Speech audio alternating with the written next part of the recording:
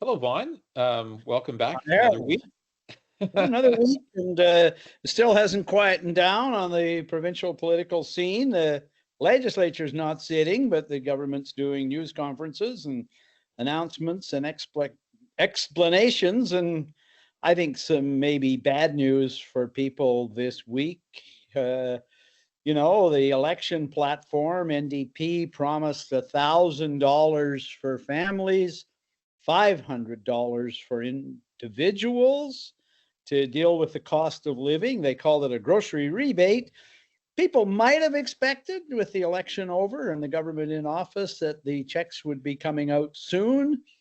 I mean, I guess you can't put checks in the mail when there's no mail, but um, they aren't. They need legislation to do this. The premier admitted this week, and they're not calling the legislature back until February, and they'll still have to pass the legislation. So we sort of figure maybe the checks will go out to people March, maybe as late as April.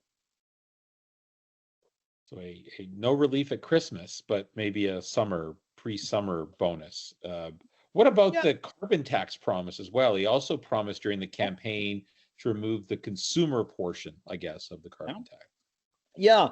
So the premier said, and it was a big reversal, right? Because he had defended the carbon tax and he accused people who wanted relief from it as being climate change deniers. So then suddenly, just before just before the election, the last 4 weeks got underway, the premier, in the middle of a press conference, said, we're going to phase out the carbon tax for consumers if, and there was a big if Ottawa allows us to do that. So BC has its own carbon tax. Canada has its own carbon tax. As long as BC keeps pace with the national tax, Ottawa leaves us alone. We run our own carbon tax, and that's the way it works. If we were to just get rid of our carbon tax, as EB said, or phase it out on, say, home heating and at the gasoline at the pump and all that, federal government would just stick their tax back in, right? You can't get out of the tax that way. So what EB said was, we would need to get federal permission or some kind of exemption or change to do this. So he said that back in September. So this week we asked them, have you formally asked Ottawa for that change? And basically the premier said, no, he hasn't. He's been busy. Okay, fine. So the follow-up question was, the next increase in the carbon tax is set for the 1st of April. And it'll be, the levy itself will increase again. If you're buying gasoline at the pump, the carbon tax will jump from 18 cents to 21 cents, which if you're buying a lot of gas adds up. So anyway, the premier was asked, what happens on April the 1st? If Ottawa doesn't grant you permission, will the tax increase go ahead? And he basically hedged. He said, well, we're looking at our options. It looks increasingly like the premier is not counting on Ottawa, on the current federal government, to grant any kind of relief on this. Trudeau is very, very strong on the carbon tax, still is defending it. And the premier at one point in the news conference this week said, well, this government or maybe the next one. And everybody went, aha, he's waiting for Pierre Poilievre. Well, he won't say that, but he's actually not investing much energy into creating this exemption nationally because he doesn't think Trudeau would grant it. He may be right about that. So the two big tax breaks that were discussed, one just before the election and the other one during the election, you're not going to see those for months and maybe longer than that. So it's not, wasn't exactly cheery message from the premier. They could have called the legislature back this fall and done the $1,000 and $500 if they'd wanted to. But I don't think they were ready to do that. I think they're still struggling to come up with the details of their agenda, and they didn't want to meet the legislature this fall and approve that spending or the tax relief. So now we're going to be waiting till the spring. Does it have to be the carbon tax? I guess I asked that. Couldn't they pull their own levers if they wanted to on something like the fuel tax or some other area to produce similar results, or is it too different? You make a very good point. And they could take the lead from the NDP premier of Manitoba. Webb Canoe got in, and he also said the carbon tax was hitting people hard at a time when they couldn't afford it. And he recognized that there was no chance that the federal government was going to give relief. So he just created a give back. He gave money back to Manitobans to offset the cost of the carbon tax. So you're right. The government could, when it gives us the grocery rebate next spring, throw in a carbon tax rebate as well. So yes, they could do that. I think, waiting for Ottawa, well, Poilievre has been clear that he'll get rid of the carbon tax, but first there has to be an election, and second, he has to win. So there's a lot of ifs there yet. So yeah, that's an interesting idea. The premier said they're looking at options, and that might be one of the options on the carbon tax, is essentially give us 2 rebates next spring, not just 1. Well, it's hard to keep up with all the rebates, provincial, federal. Federal. Yeah, I mean, that federal one, Amy's not impressed with it. I mean, first of all, BC doesn't get very much. Well, partly because we don't have an HST, so Right. They can't really offer us relief on the HST. But that's our own fault, right? We voted against it. Yeah, we voted to get rid of it. No sensible politician is ever going to suggest bringing it back, although every now and then someone tells you why it's such a great tax, right? Yeah, those bridge tolls were great bridge tolls too, but our politicians aren't into suicide. So, yeah, I mean, Eby says that, BC already, the provincial sales tax in BC already covers a lot of the exemptions. So, and he specifically ruled out the ones that he thinks really don't make a lot of sense, like alcohol and that. So he said his government will offer greater relief when it finally gets around to, somebody called it the e-bate, as in the EB rebate. So I guess we can call it that. He might want to name it that way. But anyway, the premier not impressed on the GST, and I don't really blame him.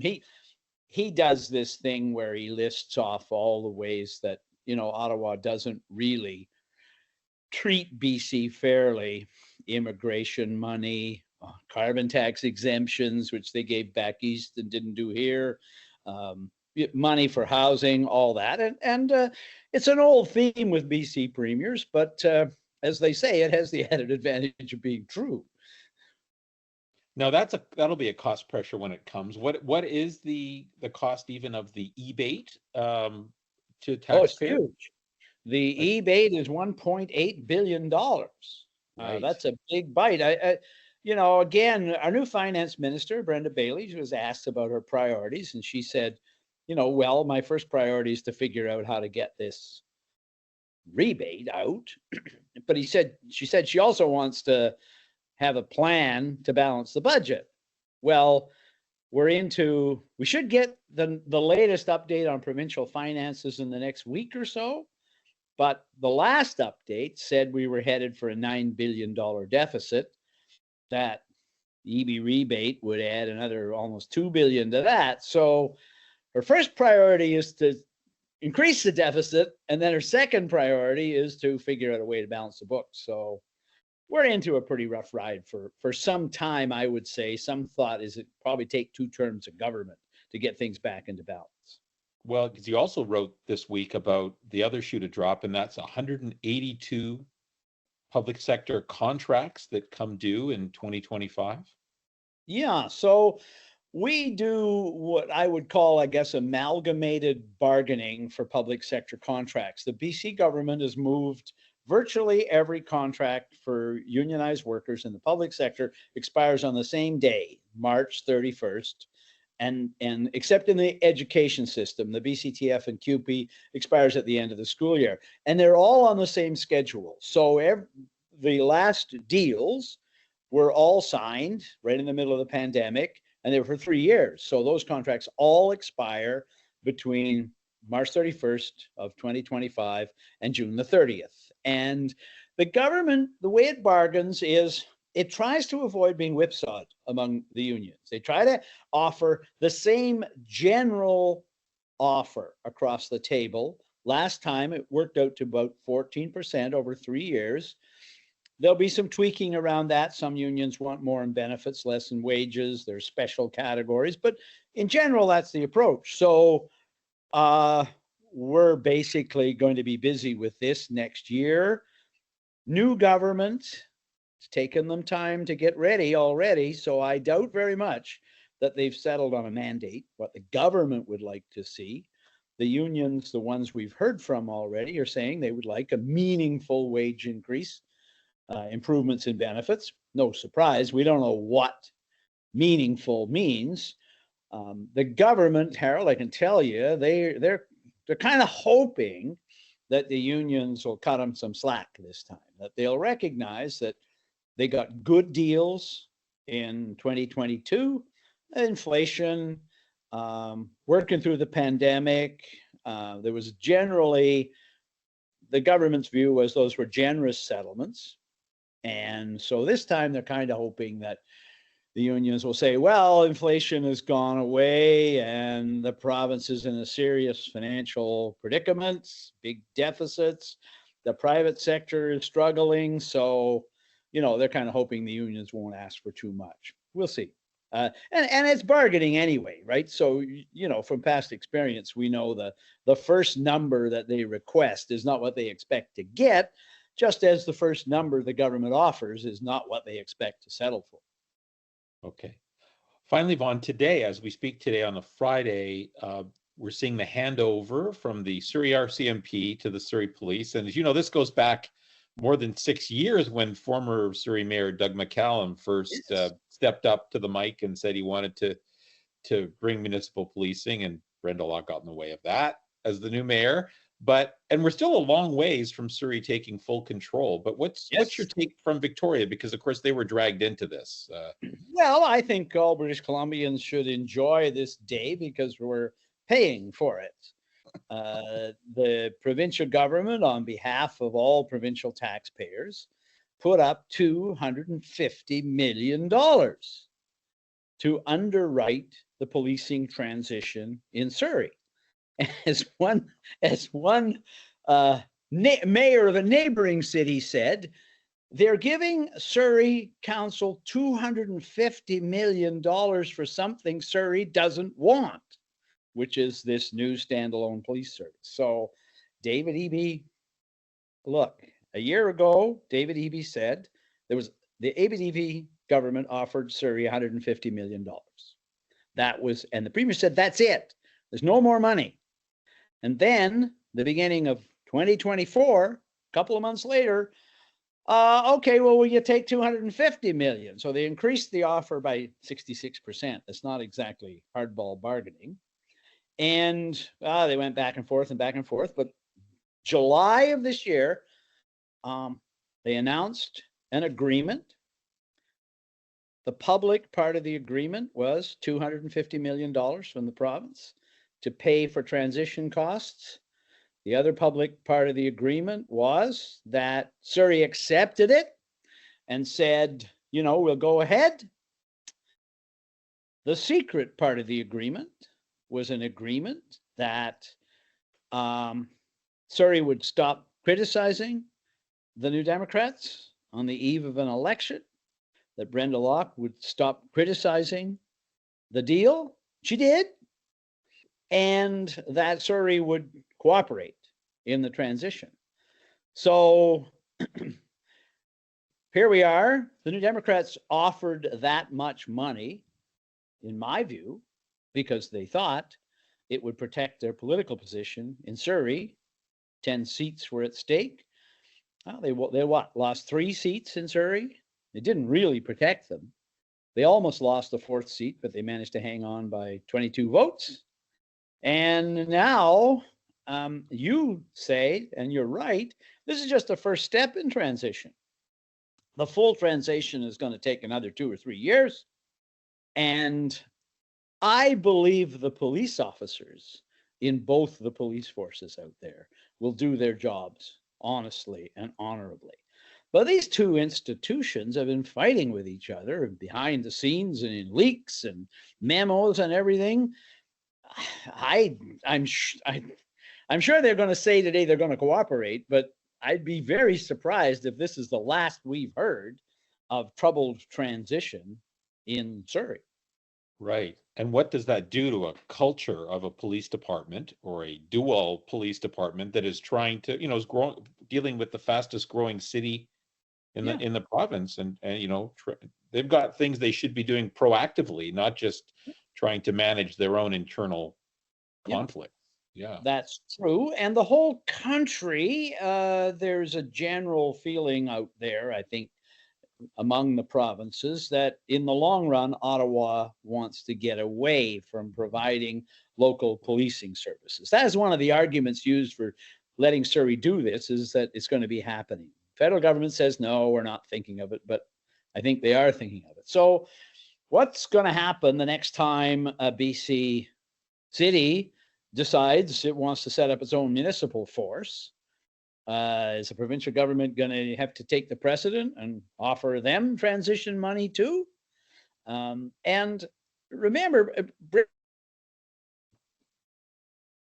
internal analysis, she never accepted the provincial government's math that the transition costs were only $250 million. She lost her court case. She agreed to take the money, and she agreed to hold her tongue during the campaign. But I wouldn't be surprised. The RCMP has circulated an internal memo saying there's a whole bunch of issues that are still unsettled out there. And I would not be surprised if, we discover in a matter of a few weeks or so, our colleague Gord Hoekstra is writing that there's some unresolved issues out there in Surrey. And who knows, maybe the Surrey will have its hand out for more money from the province, although I'm sure the Premier says no more money. But he said that when it was $150 million too. So. And now all of this has been handed over to the new Solicitor General, Gary Yes, Begg. yes, Lifelong landslide Gary, they call him. He's the guy who won Guildford with 22 votes, right? And I teased the former Solicitor General, Mike Farnworth. I teased him the other day. You guys spent $250 million to get Brenda Locke to stop criticizing you, and you can't even be around to enjoy it. Gary Begg is going to release reap the reward of all this. But and he's a former police officer, right? Former RCMP. I think he will be keeping a very close eye on things in Surrey, not just because he barely won, but the New Democrats were really shaken by losing so much ground in Surrey. They want to repair their relationship with Surrey, so I think they'll be working very, very hard to deal with any problems as they come up. Do you think he'll be given anything, as far as his mandate for this term at least, to push forward with provincial policing? I mean, there was the committee that he sat on. No, and he's already said that, there's issues there. There's regional policing and shared joint task force here in the provincial capital region. Support for that is unraveling. The local forces are saying budget troubles and we're not going to do any of this. You're right. There's a legislature committee that said we should be looking at a provincial police force. There have been strong recommendations that we have regional police forces. So, no, I think apart from just trying to keep a lid on things in Surrey and make sure this transition continues on a smooth track, I think the new Solicitor General, Minister of Public Safety, Gary Begg, will be looking at just what you suggest. I think we will be having a serious look at either regional policing or a provincial force. Again, partly because I think in the long run, the federal government is going to get out of a lot of the local provincial policing and try to turn the RCMP into a national force that just does high level matters, security, that sort of thing, but not every, and they would have to continue to provide services in very small communities, northern communities and so forth.